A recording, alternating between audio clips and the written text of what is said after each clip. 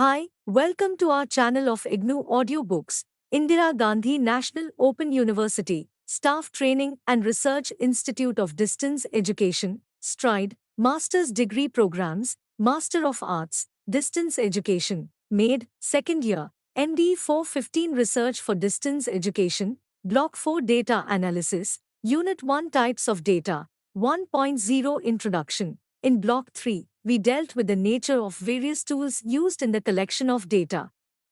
These data are mostly expressed in quantified terms.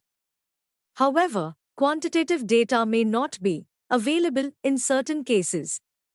In such a situation, the researcher has to consider the phenomenon as a whole without breaking it down into measurable or quantifiable components. Indeed, he/she should be familiar not only with the two types of data, quantitative and qualitative, but also with the process of classifying data, graphical representation, and the various methods of data analysis. The aim of this unit is to make you understand the nature of quantitative and qualitative data, the procedures for classifying and tabulating quantitative data, presenting them graphically, and the various methods used in data analysis. 1.1 Objectives. After the completion of this unit, you should be able to times define quantitative and qualitative data, times prepare various types of graphs and tables for presenting data, times compute measures of central tendency, variance, standard deviation, measures of relative position and measures of relationships, and times describe various methods used for analyzing qualitative data. 1.2 Types of data, quantitative and qualitative. The data collected through the administration of various types of tools on the selected samples are of two types, qualitative and quantitative. In quantitative data, numerical values are assigned to the characteristics or properties of objects or events according to logically accepted rules. It is a process wherein a number system like figures, ratings or scores is imposed on empirical data. However, when the researcher takes into consideration the phenomenon as a whole and does not attempt to analyze it in measurable or quantifiable terms, the approach becomes qualitative. Generally, in educational and behavioral sciences, both types of data, I, quantitative and II, qualitative, are recognized. We will look at the characteristics of both in the following sections. Section 1.3 deals with quantitative data, their types, tabulation, frequency distribution, and cumulative frequency distributions, the need to represent data graphically, the various types of graphs, and the methods of analyzing quantitative data, viz., measures of central tendency, variability, relative positions, and relationship. In Section 1.4, we shall briefly discuss qualitative data and their analysis with reference to content analysis, logical analysis, and inductive analysis. The application of various parametric and non-parametric tests is discussed in more detail in Unit 2 of this block. 1.3 Quantitative data. Quantitative data describe an empirical event or phenomenon in a numerical system with the help of different scales of measurement, nominal, ordinal, interval, or ratio. Nominal scales of measurement are used when a set of objects among two or more categories is to be differentiated on the basis of certain clearly known characteristics. For example, we may assign individuals categories such as sex, male and female, nationality, French and Indian, level, school and higher education, formal and non-formal, etc. The ordinal scales of measurement correspond to quantitative classification of a set of objects done with the help of ranking on a continuum. For example, we may rank students according to their height from the lowest to the highest. The interval scale of measurement is based on equal units of measurement. It includes how much or how little of a given characteristic or attribute is present. For example, the difference in the amount of an attribute possessed by individuals with test scores of 60 and 61 is assumed to be equivalent to that between individuals with scores of 50 and 51. Ratio scale is the highest level of measurement. Since this scale assumes the existence of absolute zero, this type of measurement is almost non-existent in educational and psychological measurement. Thus, quantitative data are expressed in nominal, ordinal, interval, and ratio scales of measurement. 1.3.1 Types of quantitative data. Quantitative data may be classified into two categories: I. Parametric and 2. Non-parametric. Parametric data are obtained by applying interval or ratio scales of measurement. Scores of the tests of ability, achievement, attitude, interest, values, personality, etc. are examples of interval scales of measurement. In the study of reaction time, we use ratio scale. In this type of experiment, the 0 point in the absolute sense is known and it makes sense too. Look at the ratio of the time taken to respond in different treatment situations. Non-parametric data are either counted or ranked. In counted data, we make use of the nominal scale. Each individual can be a member of only one category, and all the members of that category have the same defined characteristics. For example, we may categorize a group as a sample of female students of a particular study center of an open university. The categorization of teachers at different educational levels, school, college, and university, is another example of nominal data. In ranked data, we apply the ordinal scale of measurement. The sets or classes of objects are ordered on a continuum in a series ranging from the lowest to the highest according to the characteristics we wish to measure. The ranking of students in a class for height, weight, or academic achievement are examples of ordinal data. 1.3.2 Tabulation and organization of quantitative data. A. Frequency distribution. Data collected from a test and by using other gathering measuring tools are raw and may have little meaning to the researcher until they are tabulated and organized in a systematic order. One of the ways of doing so is to prepare a frequency distribution. The method for tabulating the quantified data in a frequency distribution can be illustrated by considering the following scores of 40 students of MA.D. of the Indira Gandhi National Open University in course MDE-415. Table 1.1 Tabulation of scores on a test in course MDE-412. It is difficult to see from the above table how the scores are distributed. Inspection of scores, however, shows that many scores occur more than once. You will observe that there are 198, 197, 195, 188, 287s, 385s, and so on. For our convenience, you can arrange the data in columns as shown in Table 1.2. In one column, you can arrange the marks in class intervals, and in the other, you can record the number of students who have scored these marks by tallies. Inspection of the scores in Table 1.1 shows that the highest score is 98 and the lowest is 57. The range is 41, i.e., 98 to 57. Therefore, the distribution of scores can be conveniently arranged by dividing the range of 41 into 8 or more class intervals if the classes are taken to be of 5 points each. If you take the starting point at 56, the scores within the range 56 to 60, that is all, scores with the values 57 and 60 will be grouped together to form the lowest class interval. All scores from 61 to 65, that is, 61, 62, 63, 64 and 65 will form the next class interval. Similarly, you shall group all scores within the ranges 66 to 70, 71 to 75, and so on. The highest class interval will be 96 to 100. Table 1.2 Frequency distribution of the scores of 40 students, course MDE-412. In Table 1.2, the class intervals have been arranged serially from the smallest at the bottom to the largest at the top. Each class interval covering 5 scores. For each score, we have marked a tally against the corresponding class interval. The first score, 57, is represented by a tally placed against the class interval 56 to 60, the second score of 60 by a tally marked against the class interval 56 to 60, and the third score 64 by a tally against the class interval 61 to 65. The remaining scores have been tabulated in the same way.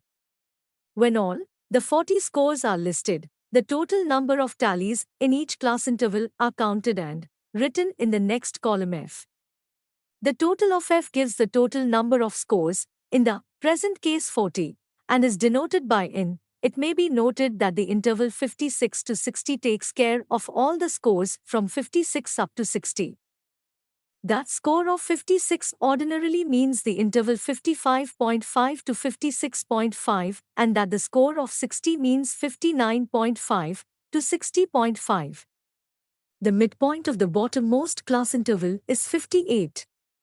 Hence, the distribution, represented in Table 1.2 may also be expressed as Table 1.3, frequency distribution of the scores of 40 students, course MDE-415, B. Cumulative frequency distribution. In some cases, you may not be concerned with the frequencies within the class intervals, but rather with the number or the percentage of values greater than or less than a specified value. These values, called cumulative frequencies or cumulative percentage, frequencies are obtained by adding successively the individual frequencies of class intervals. Table 1.4. Cumulative frequency distribution of the test scores of 40 students, course MDE-412, 1.3.3 Graphical presentation of quantitative data. Graphical presentation often facilitates understanding of a set of data. With the help of a well-drawn graph, the data can be read and interpreted very easily. Brief descriptions of the various types of graph which are useful in visualizing the important properties of a frequency distribution are given below. The following three types of graph are commonly used for the above-mentioned purposes. I. Histogram or column diagram. 2. Frequency polygon. 3. Cumulative percentage curve or ogive. I. Histogram or column diagram. A histogram or column diagram is a graph in which class intervals are represented along the horizontal axis, and their corresponding frequencies are represented by areas in the form of rectangular vertical bars drawn on the intervals. The following steps are followed in preparing a histogram. Step 1. A horizontal line is drawn at the bottom of a graph paper. Units representing class intervals are marked along this line. Step 2. A vertical line is drawn at the left-hand extreme of the horizontal axis. Along this vertical axis, units representing individual frequencies of the class intervals are marked. Step 3. Taking class units as bases, rectangles are drawn such that the areas of rectangles are proportional to the frequencies of the corresponding classes. Let us consider the following data for drawing a histogram as an illustration of what you have read above. Table 1.5, frequency distribution of the scores of 40 students, course MD-412. 2. Frequency polygon. Frequency polygon is drawn by plotting the midpoint of each class interval at a height proportional to its respective frequency and then joining the points by straight lines. The first two steps are identical to those used in the construction of a histogram. The next step to be followed is given as under Fig. 2. Frequency polygon plotted from the data of Table 1.5. Step 3. Directly above the midpoint of each class interval along the horizontal axis, plot the points at a height proportional to the respective frequencies. Join these points by straight lines.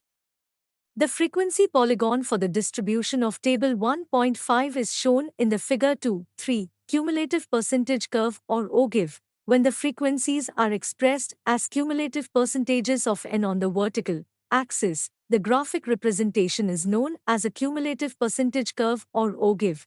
After finding the cumulative percentage frequencies, the points are plotted on the exact upper limits of the class intervals.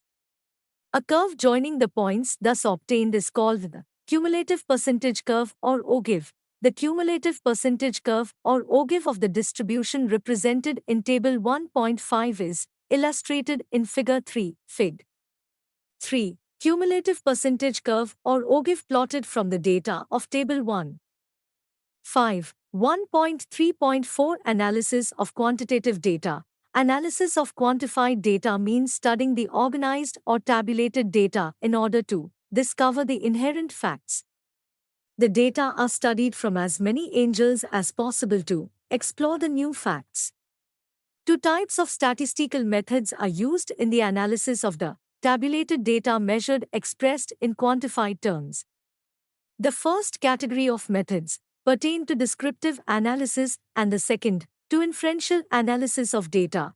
In this unit, you will be concerned with descriptive analysis.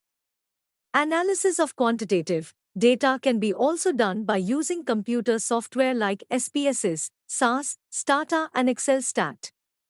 If you are interested to know more about these software, you can check the websites. But it requires thorough understanding of the program and computer. Descriptive statistical analysis limits generalization to the particular observed group of individuals. This analysis describes only one single group. The computed statistical values provide valuable information about the nature of that particular group only. The following methods are generally used in descriptive statistical analysis of the tabulated data. I. Measures of central tendency. 2. Measures of variability. 3. Measures of relative positions. 4. Measures of relationships. We shall touch upon each one of them in some detail as follows. A. Measures of central tendency. The three most commonly used measures of central tendency are the mean, the median, and the mode. I. The mean. M. The arithmetic average of a distribution is known as its mean. The mean of a set of observations or measures is obtained by dividing the sum of all values by the total number of values. A. Mean for an ungrouped data. The formula for finding the mean for an ungrouped data is M is equal to sum of x upon n. 1. In which M is equal to mean is equal to sum of x is equal to observations in a distribution. N is equal to total number of observations. B. Mean for grouped data. When the number of observations or measures is large, the data is grouped in a frequency distribution. The mean is computed by the formula M is equal to AM sum of fx dash upon n into I. 2. Where M is equal to mean, M is equal to assumed mean, x dash is equal to midpoint score, kiss smiley AM, length of the class interval, sum of fx dash sum of the products of frequencies and deviation of observations from the assumed mean. I is equal to width of the class interval, n is equal to total number of observation. To illustrate the use of formula, 2. Consider the grouped data given in Table 1.5, Computations. Step 1. Put the class intervals in exact limits. Step 2. Find the midpoint of each class interval and take the assumed mean at the interval which has the maximum frequency. Step 3. Find the difference between each midpoint score and the assumed mean and divide it by the length of the class interval to get the deviation x. Step 4. Compute fx for each class interval. Fx is the product of the frequency and deviation of the observation from the assumed mean in a particular case. Step 5. Find the sum of all fx. Step 6. Apply formula 2 to compute the mean. Table 1.6. The calculation of the mean from data grouped into a frequency distribution. Ref. Table 2. The median. The median is a point in an array, above and below which one half of the observations fall. It is a measure of position rather than magnitude. A. Median for ungrouped data. If the observations are ungrouped and their number is small, the observations are arranged in the order of magnitude. The middle score is determined by counting up half the value of n if the number of observation, n, is even. When the number of observations, n, is odd, the mid-observation value is median. For example, 10 is the median of scores 7, 8, 9, 10, 11, 12, 13. When the number of scores, n, is even, the median is the midpoint between the two middle scores. For example, 10 1 upon 2 is equal to 10.5 is the median of scores 7, 8, 9, 10, 11, 12, 13, 14. B. Median for grouped data. In the case of grouped data, cumulative frequency distribution is prepared and the median is calculated by the formula MDN is equal to ln by 2 minus f upon f into I. 3. MDN is equal to median. L is equal to exact lower limit of the class interval upon which the median lies, n/2 is equal to 1/2 of the total number of observations. F is equal to sum of all frequencies below L. F is equal to frequency within the class interval upon which the median lies. I is equal to width of the class interval in which the median lies. To illustrate the use of formula 3, consider the data of Table 1.5 once again. Table 1.7, the calculation of the median from data grouped into a frequency distribution. Here n/2 is equal to 20, I is equal to 24.5, F is equal to 17, F is equal to 11 and I is equal to 5. Using formula 3, MDN is equal to ln by 2 minus f upon f into I. 3. The mode. The mode is defined as the most frequently occurring measure of an observation in a distribution. If only one value occurs a maximum number of times, the distribution is said to have one mode, i.e. the distribution is unimodal. In some distributions there may be more than one mode. A two-mode distribution is bimodal, and it is multimodal in a distribution which has more than two modes. A mode for ungrouped data. In a simple ungrouped series of measures, the crude or empirical mode is that single measure which occurs most frequently. For example, in the series 7, 8, 9, 10, 11, and 12, the most often recurring measure, namely 9, is the crude or empirical mode. B. Mode for grouped data. When data are grouped into a frequency distribution, the crude or empirical mode is usually taken to be the midpoint of that interval which contains the largest frequency. In the example given in Table 1.5, the interval 24 to 29 contains the largest frequency and hence 26.5, its midpoint, is the crude mode. The true mode, that is, the point of greatest concentration in the distribution, or the point at which more measures fall than at any other point, is calculated by the formula mode is equal to L/Fm minus F1 upon 2 Fm minus F1 minus F2 into I. 4. Where L is equal to lower limit of the modal class I, the class interval having maximum frequency. Fm is equal to frequency of the modal class. F1 is equal to frequency of the class interval preceding the modal class. F2 is equal to frequency of the class interval following the modal class. I is equal to width of the modal class. B. Measures of variability. The measures of central tendency are very useful in describing the nature of a distribution of measures, but they do not give the researcher a complete picture of the data. These measures will not tell the researcher how the scores tend to be distributed. For this, you use a different set of measures which are called measures of variability or measures of spread or dispersion. The most commonly used measures of variability include the range, the variance, and standard deviation I. The range is defined as the difference between the two extreme measures or values in a distribution. Suppose the scores of 10 learners in the course MDE-412 are 50, 40, 39, 35, 29, 28, 24, 27, 19. 18. The range for this distribution will be 50 to 18 is equal to 32. Although the range has the advantage of being easily calculated, it has the following serious limitations. 1. As the value of range is based on only two extreme values in the total distribution, it does not give any idea of the variation of many other values of the distribution. 2. It is not a stable statistic as its value can differ from sample to sample drawing from the same population. 2. The variance and standard deviation, the average of the squared deviations of the measures or values from their mean, is known as the variance. The standard deviation is the positive square root of variance. A. The variance and standard deviation for the ungrouped data. The variance for the ungrouped data is found by using the formula sigma square is equal to sum of x to upon n. 5. X is equal to deviation of the raw measures or values from the mean, n is equal to number of values or measures. Let us consider the following data of scores for the application of formula 5, 10, 10, 9, 9, 8, 8, 7, 7, 6, 6. Normal probability distribution. The normal probability distribution is based upon the law of probability. It is not an actual distribution of measures or scores, instead, it is a mathematical model. It is represented by a curve which is called the normal probability curve. Figure 4 represents an ideal normal probability curve, Fig.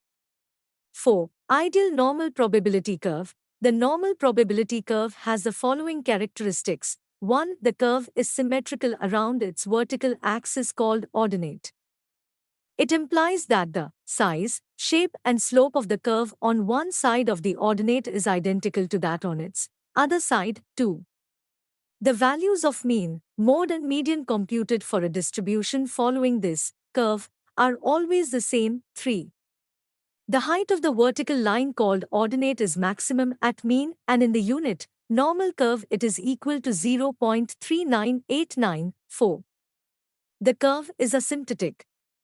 It approaches but does not meet horizontal axis and extends from -infinity to +infinity. 5.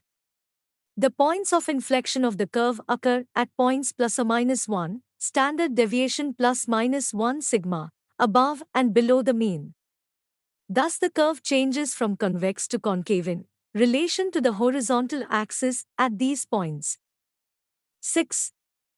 About 68.26% of the total area falls between the limits m1 sigma and m-1 sigma. 95.44% of the total area of the curve falls between the limits m to sigma and m-2 to sigma, and 99.73% of the total area of the curve falls between m3 sigma and m-3 sigma. However, these calculations are rarely necessary, as normal table is available from which the information about the area is readily available. For this reason it is very essential that the use of normal table, Table I Appendix, Unit 2, be clearly understood. Table I gives the fractional parts of the total area under the normal curve found between mean and ordinate, y, erected at various distances from the mean. The total area under the curve is taken arbitrarily to be 10,000, because of the greater convenience with which fractional parts of the total area may then be calculated. You know that x is equal to xm, measures the deviation of a raw score, x, from the mean, m.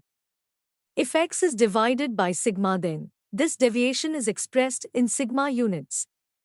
These sigma deviation scores are called sigma scores or z scores. The first column of the table under x upon sigma gives distance from the mean in the tenth of sigma, and distance from the mean in the hundredth of sigma are given by the headings of the other columns. To find the number of cases in the normal distribution between the mean and the ordinate erected at a distance of sigma from the mean, you go down the x upon sigma column until 1.0 is reached, and in the next column under 0.00 you take the entry opposite to 1.0, namely 34.13. This figure means that 3,413 cases in 10,000, or 34.13% of the entire area of the curve lies between the mean and 1 sigma. Similarly, if you have to find out the percentage of the distribution between mean and 1.65 sigma, you go down the x upon sigma column till 1.6, then across horizontally to the column headed 0.05, and take the entry 45.5. This shows that in a normal distribution, 45.05% of the total area lies between the mean and 1.65 sigma. See measures of relative positions. A raw score on a test, taken by itself, has no meaning. It gets meaning only by comparison with some reference group or groups. For example, if a student score 50 in maths and 30 in science, it does not mean that the student did better in maths. 50 may be the lowest score in maths test and 30th may be the highest score in science test. The comparison may be done with the help of the following measures: 1. Sigma scores, 2. Standard scores, 3. Percentiles, 4. Percentile ranks. What does each one of these mean? 1. Sigma scores. A sigma score makes a realistic comparison of scores possible and provides a basis for equal weighting of the scores, as the scores on different tests are expressed on a scale with a mean of 0 and standard deviation of 1. Let us suppose that the mean of a test is 75 and the standard deviation is 5.0. Then if A earns a score of 85 on this test, his/her deviation from the mean is 85 minus 75 equals 10. Dividing this deviation of 10 by the standard deviation sigma I, 5.0, we give him a score of 10 upon 5 is equal to 2. If B's score on this test is 64, his/her deviation from the mean is 64 to 75 is equal to minus 11 and the score in sigma units is minus 2.20. Deviations from the mean expressed in sigma terms are called sigma scores. Half of the scores in a distribution lie below and half above the mean. About half of sigma scores are positive and half are negative. 2. Standard scores, the sigma scores, which are often small decimal fractions, and half of them are negative, are somewhat inconvenient to deal with. Hence, scores are usually converted into a new distribution with mean and standard deviation so selected that it makes all scores positive and relatively easy to handle in computation. Such scores are called standard scores. 3. Percentiles. Percentiles are the points which divide the entire scale of measurement into 100 equal parts. They are denoted by P0, P1, P2, P3, P4, P5, P99, and P100. The first percentile may be defined as that point in a frequency distribution below which lie 1% of the total measures or scores. Similarly, 20th percentile may be defined as that point in a frequency distribution below which 20% of the total measures or scores fall. It is evident that the median, expressed as a percentile, is P50. It should be noted that P0 lies at the beginning of the distribution and P100 at the end of the distribution. The formula for calculating percentiles is PP is equal to L plus Pn minus F upon Fp into I, 12, in which PP is equal to percentile of the distribution wanted, L is equal to exact lower limit of class interval upon which PP lies, Pn is equal to part of the n to be counted off in order to reach PP, F is equal to sum of all scores upon intervals below L, Fp is equal to number of scores within the interval upon which PP falls. I is equal to length of the class interval. The use of formula 12 may be illustrated by the following example. Calculate P25, P45 and P95 from the following distribution. Table 1.11. The calculation of percentiles from data grouped in a frequency distribution. For computing P25 you have to first find Pn. Here, 25% of 80 is 20. Pn is equal to 20. Now L is equal to 56.5. F is equal to 13, Fp is equal to 12, and I is equal to 5. Using formula 12, P25 is equal to 56.5. 20 minus 13 upon 12 into 5 is equal to 56.5 to 92 is equal to 59.42. 4. Percentile ranks. The percentile rank is the point in the distribution below which a given percentage of scores falls. If the 80th percentile rank is a score of 65, then 80% of the scores falls below 65. The median is the 50th percentile rank. For 50% of the scores fall below it. The process of calculating percentile ranks is the reverse process of calculating percentile points. You have to calculate ranks corresponding to particular scores. If R is the rank and N is the total number of cases, then percentile rank is equal to 100 minus 100 R 50 upon N. 13. Suppose a ranks 13th in the class of 80 learners, 12 learners rank above it, 67 below it. Its Percentile rank is equal to 100 minus 100 into 13 minus 50 upon 80 is equal to 100 minus 15.625 is equal to 84. D. Measures of relationship. The data in which we secure measures of two variables for each individual is called bivariate data. The essential feature of bivariate data is that one measure can be compared with another measure for each member of the group. When bivariate data are studied, you may like to know the degree of relationship between the variables of such data. This degree of relationship is known as correlation. It can be quantitatively represented by the coefficient of correlation. Its value ranges from -1.00 to 1.00. A value of -1.00 describes a perfect negative correlation and 1.00 describes perfect positive correlation. A zero value describes complete lack of correlation between the two variables. The sign of the coefficient indicates the direction of relationship and numerical value is its strength magnitude. Methods of correlating variables. There are various methods of correlating variables. Their use is relative to the situation and type of data. Product moment correlation and rank order correlation are mostly used for computing correlation between two variables. 1.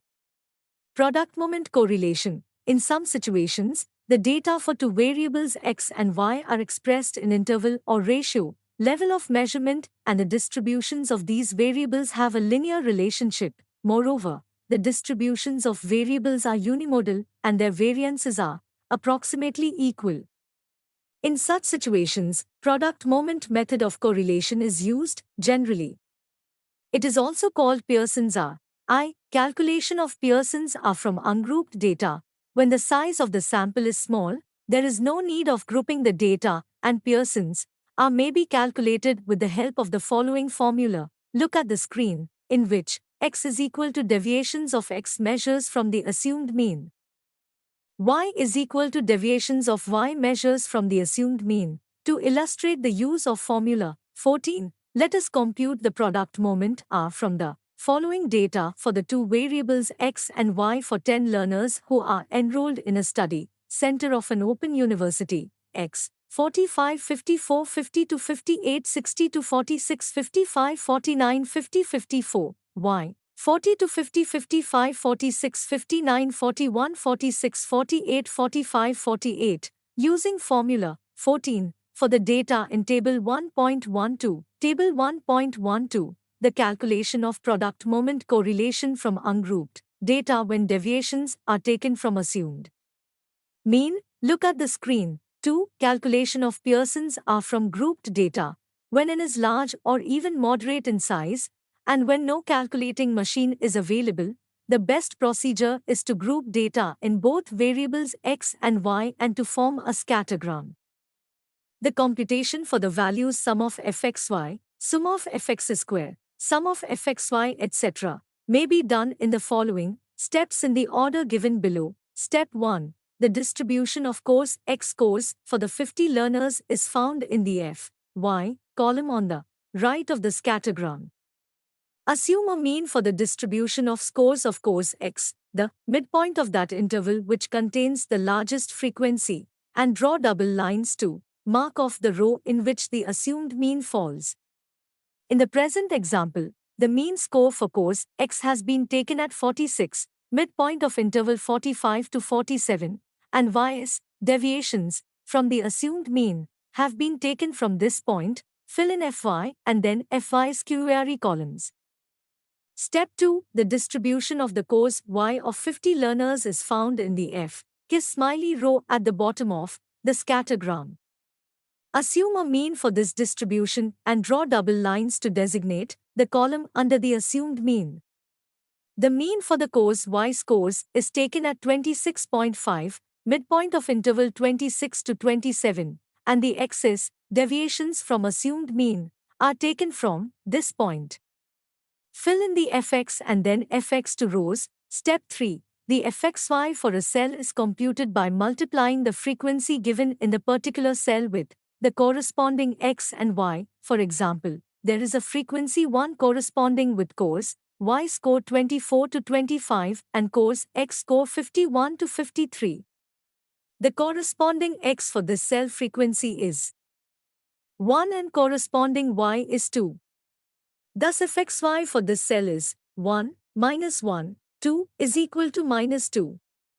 Similarly, the value for fxy is computed for all the cells and their sum is calculated row-wise as well as column-wise. The two sums should equal each other. In the present example, it has come to be 4. Step 4. Substituting the values for fx, fy, and xy to 2 in the formula 15, we get 0.0422. Rank order correlation. It is also known as the Spearman rank order coefficient of correlation and is denoted by R, rho. When the data are available in ordinal, rank, form of measurement rather than in interval or ratio form, this type of correlation is useful to find out Spearman rank order coefficient of correlation. The following formula is used. P is equal to 1 minus 6 sum of d square upon n into n square minus 1, 16. D is equal to difference between the paired ranks. To D is equal to sum of the squared differences between ranks. N is equal to number of paired ranks. To make use of formula 16, let us consider the following data. To judges X and Y, ranked 10 distance. In the second approach, the researcher attempts to draw valid inferences about the nature of the procedures of the content or the causes of the symbolic material from the characteristics of the material itself. In the third approach to content analysis, the researcher interprets the content so as to reveal something about the nature of its audience or its effects. He/she takes the content material as a basis for drawing inference about the characteristics of the audience for whom the material content is designed or about the effects of communication which it brings about. The steps involved in the process of content analysis includes I. Defining the unit of analysis. 2. Specifying variables and categories. 3. Frequency, direction, and intensity of units. 4. Contingency analysis. Sampling of units. And 6. Constructing the content analysis outline. Defining the unit of analysis indicates whether the unit material is confined to single words, phrases, complete sentences, paragraphs, or to even larger amounts of materials. Once the unit is defined, the researcher conducts its analysis so as to create reproducible or objective data for scientific treatment and generalization beyond the specific set of symbolic material analyzed. For converting symbolic material into objective data, it is necessary to specify the variables explicitly in terms of which descriptions are to be made. Once the unit is defined and the variables along with their categories specified, the researcher will classify units in the material to be analyzed according to I. The number of units, frequency, 2. Favorableness, unfavorableness of the content, direction, and 3. The emotional impact of the units, intensity. The contingency analysis aims at considering the content within which the unit is found. The researcher considers the favorableness or unfavorableness of a single unit in the light of the remainder of the communication so that its real meaning is not lost. Steps in the analysis of qualitative data. 1. The first step is to understand your data. Must read the data carefully again and again for the quality. 2. Second step is to identify the purpose of evaluation. See that how the respondents have answered to the question. 3. Categorize the data into themes patterns. Then organize into categories. This is the most important step in qualitative analysis. You can assign the codes which can be few letters or words or symbols. 4.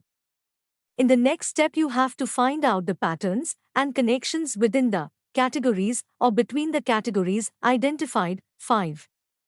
The last step is the interpreting the data. You have to think and design an outline to present the findings. 6. You can feed the data to the computer by entering the text-to-word processing program. These days, software programs like Ethnograph, Modest, etc. can be used to analyze the qualitative data. If the data is not big, you can also analyze manually. There are other software also available. You can choose according to your convenience. B. Inductive analysis. Inductive analysis means that patterns, themes, and categories of analysis emerge out of the data. In this analysis, researcher looks for natural variation in the data. The study of natural variation involves particular attention to variations in program processes and how participants respond to and are affected by programs. Two ways of representing the patterns emerge from the analysis of data. First, the researcher can use the categories developed and articulated in the program studied to organize presentation of particular themes. Second, the researcher may also become aware of categories or patterns for which the people in the program did not have labels or terms, and the analyst develops terms to describe these inductively generated categories. See logical analysis. Logical analysis is used for representing patterns as dimensions or categories using either participant-generated constructions or evaluator-generated constructions. It is sometimes useful to cross-classify different dimensions to generate new insights about how the data can be organized and to look for patterns that may not have been recognized in the initial. Induction analysis. Logical analysis aims at creating potential categories by crossing one typology with another, and then moving back and forth between the logical construction and the actual data for creating a new typology using cross-classification matrices. There are other ways of analyzing qualitative data. We have not discussed all of them. The idea is to give you a feel of qualitative data analysis and show how it differs from quantitative data analysis. 1.5 Summary. In this unit, we discussed the nature of quantitative and qualitative data, the various methods of representing the quantified data graphically, and the methods used in the analysis of quantitative and qualitative data. The main points are as follows. 1. The data collected through the administration of various tools on the selected samples are of I. Quantitative and 2. Qualitative nature. 2. Quantitative data are expressed in nominal, ordinal, interval or ratio scales of measurement. These data are classified into two categories, I. Parametric and 2. Non-parametric. The parametric data are obtained by applying interval or ratio scales of measurement, whereas non-parametric data are either enumerated or ranked. In the enumerated data, we make use of nominal scale, and in the ranked one, we apply ordinal scale. 3.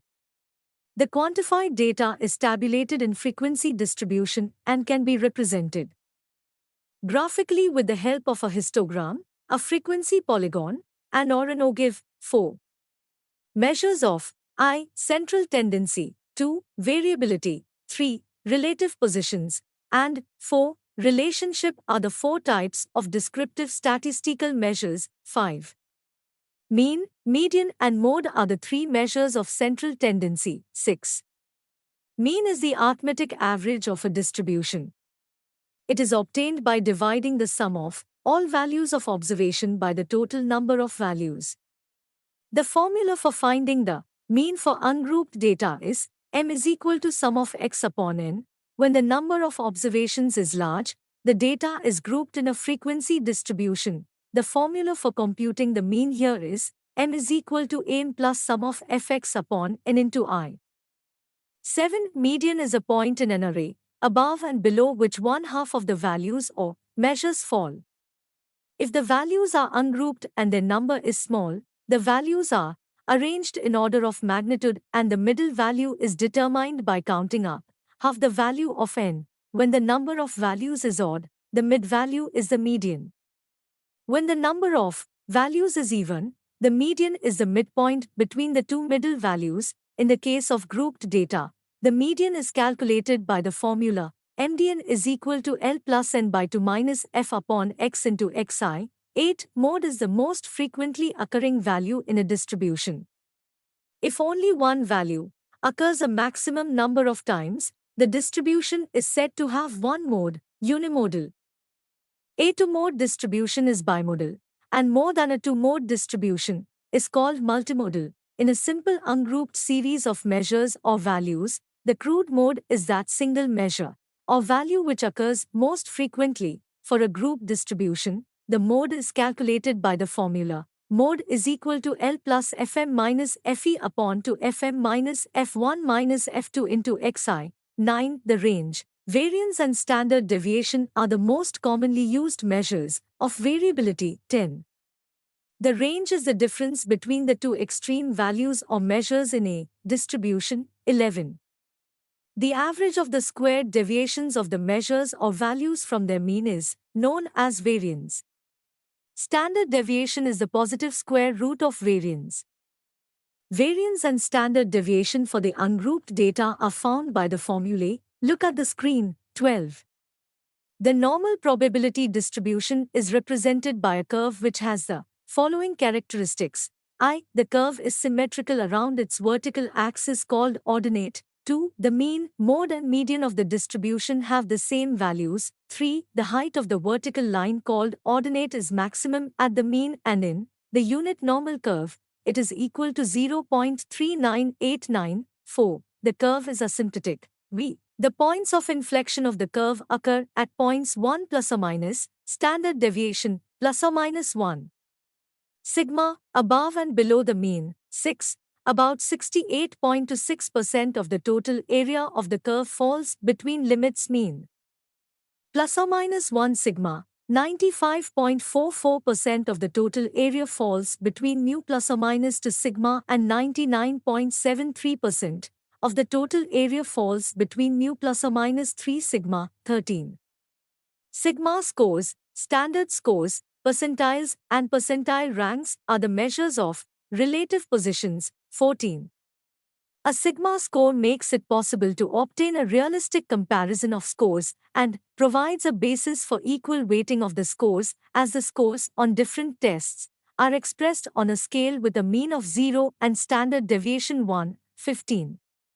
When the sigma scores are converted into a new distribution with mean and standard deviation so selected as to make all scores positive, the scores are called standard scores. The formula for the conversion of a raw score to a standard score is x is equal to sigma dash upon sigma into x minus m plus n dash. When the mean, m, and standard deviation, sigma dash, are taken to be 50 and 10 respectively, the standard score is called a t-score. It is expressed by the formula t is equal to 10 upon sigma into x minus m plus 50. 16.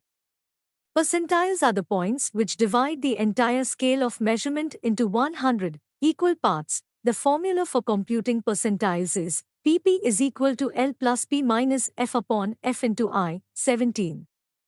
Percentile rank is the point in the distribution below which a given percentage of scores fall. If R is the rank and N is the total number of cases, percentile rank is equal to 100 minus 100 R minus 50 upon N. 18.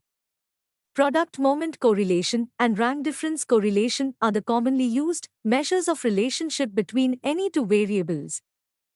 19. When the size of sample is small and the variables are measured in interval scales of measurement, the product moment correlation is computed by the formulae. Look at the screen. 21. In some situations, if it is difficult to measure or analyze a phenomenon into various components or variables in quantified terms, the researcher takes into consideration the phenomenon as a whole, in detail and depth. In other words, the researcher uses qualitative techniques of analysis. Qualitative data consist of detailed descriptions of situations, events, people, interactions, and observed behaviors. These data are also available in the form of direct quotations from people about their experiences, attitudes, beliefs, and thoughts. The excerpts or entire passages from documents, correspondence, Records and case studies are also examples of qualitative data. 22. Content analysis, inductive analysis, and logical analysis are some methods of qualitative analysis. 23. Content analysis pertains to the classification, quantification, and consideration. It is also called documentary or information analysis. 24. Inductive analysis leads to patterns, themes, and categories emerging out of the data. In this type of analysis, the researcher looks for natural variation in the data. 25. Logical analysis is used for representing patterns as dimensions or categories, either using participant-generated constructions or evaluator-generated constructions. To assess your learning yourself, see whether you are now able to times name various types of data, times define quantitative data, times describe quantitative data, times describe various types of quantitative data with examples, times tabulate a given quantitative data into frequency distribution, times illustrate the methods of expressing the class intervals with the help of examples, times compute the cumulative frequencies and cumulative percents for a given frequency distribution, times name the four methods of representing a data graphically, times construct a histogram, a frequency polygon, and an OGIF for a given distribution, times name the four descriptive statistical measures, times name and define the three measures of central tendency or averages, mean, median and mode, times compute mean, median and mode from a given ungrouped data, 2. Grouped data, times name and define the three measures of variability, range, variance and standard deviation, times compute range for ungrouped data, times compute variance and standard deviation for a given ungrouped and 2. Grouped data, times describe the nature and characteristics of normal distribution, times use the normal table, times name and define the various measures of comparing individuals on the basis of different types of scores, sigma scores, standard scores, percentiles, and percentile ranks, times convert a raw score into a sigma score corresponding to the mean and standard deviation of a distribution. Times convert a given raw score into a standard score, z-score or t-score, corresponding to the mean and standard deviation of a distribution, times define a percentile, times compute certain percentiles for a given distribution of scores, times define percentile rank, times compute the percentile rank of an individual corresponding to his/her rank in the group to which he/she belongs, times name the various measures of relationships, times compute the product moment correlation for a given ungrouped and 2. Grouped data, times compute rank order correlation for a given ungrouped data, times define qualitative data with examples, times name and describe some methods used in the analysis of qualitative data. Thank you. Subscribe to our channel for more updates, and we will see you with the next chapter.